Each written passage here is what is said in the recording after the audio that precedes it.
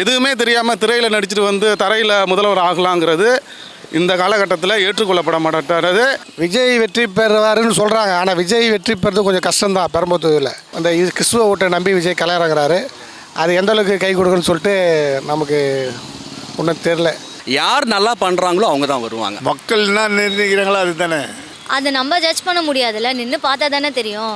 இல்லை, அவர் நிற்கிறல அவர் யாரும் ஆட்சி இல்லை. ஜனநாயக நாட்டில் அப்படி நின்று போனால் ஆனால் அரசியல் அனுபவம் என்ன இருக்குது அவருக்கு? ஜனங்க நம்பி ஓட்டு போடுறாங்க, ரசிகர்கள் ஓட்டு போடுவாங்க.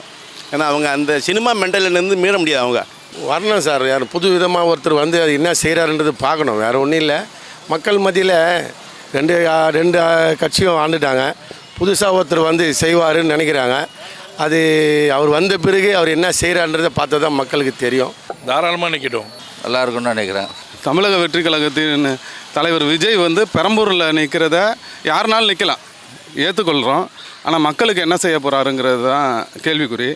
ஏன்னா 41 உயிர் போகும்போது கூட விஜய் அங்கே போய் பார்க்கல. அதனால் எதிர்கட்சியாவது வந்து உட்காந்து அரசியல்னால் என்னன்னு புரிஞ்சுக்கிட்டோம். அப்போ தான் மக்களுக்கான தேவையை ஒரு தலைவன் செய்ய முடியும்.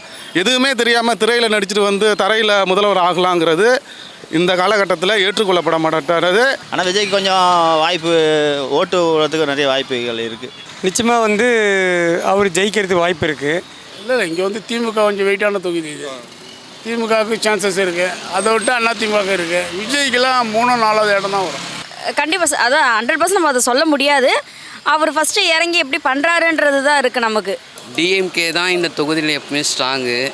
ஆனால் இந்த வாட்டி அது சேஞ்ச் ஆகும் கண்டிப்பாக. Sarvana Elite Gold and Diamonds.